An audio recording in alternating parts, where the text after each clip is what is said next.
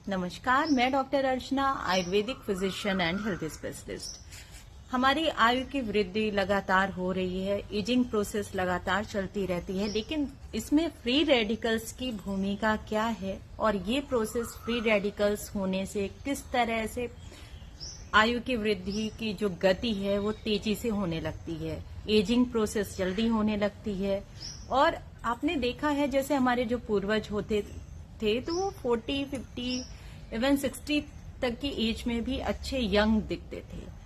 लेकिन अभी आप देखो कि 30 के बाद से हमारी एजिंग की प्रोसेस स्टार्ट हो जाती है। बहुत जल्दी हमारी जो कांति है वो कम होने लगती है, चेहरे की एनर्जी बॉडी की कम होने लगती है। तो क्यों ऐसा हो रहा है? इसका बहुत बड़ा हाथ अगर आप देखो तो फ्री रेडिकल्स का है। और क्योंकि अब जो हमारा दिनचर्या है, खान पान है और जो बॉडी में प्रोसेस हो रही हैं उसमें फ्री रेडिकल्स बहुत ज्यादा बन रहे हैं। और अगर इन फ्री रेडिकल्स को हम ऐसे ही छोड़ देंगे तो सबसे बड़ी बात ये हमारे सेल्स के अंदर बहुत ज्यादा क्षति पहुंचाते हैं। कुछ फ्री रेडिकल्स कार्सिनोजेनिक होते हैं, कैंसर कारक और बड़ी घातक बीमारियां भी उत्पन्न करते हैं। हम कैसे रोकें इन फ्री रेडिकल्स को? ऑक्सीजन हमारे लिए बहुत जरूरी है, लेकिन यही ऑक्सीजन कभी कभी हमारे लिए बहुत खतरनाक साबित हो जाता है। ग्लूकोज के साथ जब सेल्स मिलकर एटीपी प्रोड्यूस करते हैं तो ये प्रोसेस एरोबिक होती है, यहाँ पे ऑक्सीजन की आवश्यकता होती है। अब यहाँ जब ऑक्सीजन यूज हो जाता है तो जो बचता है वो फ्री रेडिकल्स में कन्वर्ट हो जाता है। अब ये जो फ्री रेडिकल्स बच रहे हैं ये आगे जाके दूसरे सेल्स में कंबाइन होने की कोशिश करते हैं, उनको क्षति पहुंचाते हैं और यहाँ से वृद्धावस्था की प्रोसेस स्टार्ट होती है, मींस एजिंग प्रोसेस स्टार्ट होती है। जितने ज्यादा बॉडी में फ्री रेडिकल्स रहेंगे उतनी जल्दी एजिंग की प्रोसेस होगी। आप जल्दी वृद्ध दिखोगे या वृद्धावस्था तक पहुंचोगे। अब हम कैसे ये प्रोसेस रोके?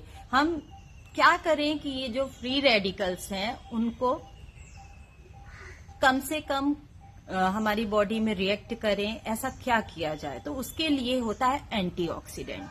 एंटीऑक्सीडेंट वर्ड भी आपने बहुत सुना होगा। तो यहाँ पे एंटीऑक्सीडेंट हम जितना यूज करेंगे, फ्री रेडिकल्स जो क्षति पहुंचा रहे हैं उनकी प्रोसेस उतनी कम हो जाएगी। अब एंटीऑक्सीडेंट क्या होता है?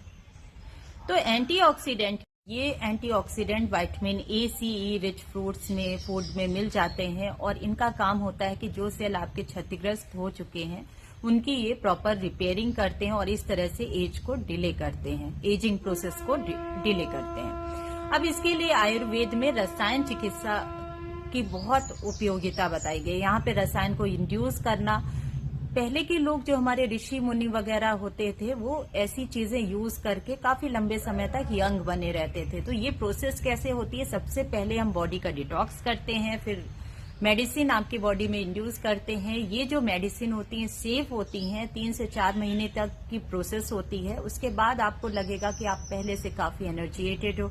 जो लोग बहुत जल्दी बीमार होते हैं, जिनको एनर्जी कम फील होती है, चेहरे में झुर्रियां आ रही हैं, बाल सफेद हो रहे हैं, उनके लिए प्रोसेस बहुत यूजफुल होती है। आपको ऐसा लगेगा 3-4 साल आप पीछे आ गए हो।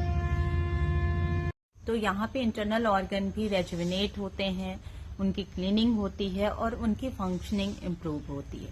तो पूरी प्रोसेस के बाद आप अपने को एकदम नया महसूस करोगे, ज्यादा एनर्जिएटेड महसूस करोगे, लिथार्जीनेस, बॉडी में स्वेलिंग, ये सारी चीजें आपकी हट जाती हैं और आपको आपके जो काम है, डेली रूटीन वर्क है, ऑफिस वर्क है, उसमें भी काफी सुधार आ जाता है। प्रोसेस के लिए आप हमसे संपर्क कर सकते हैं।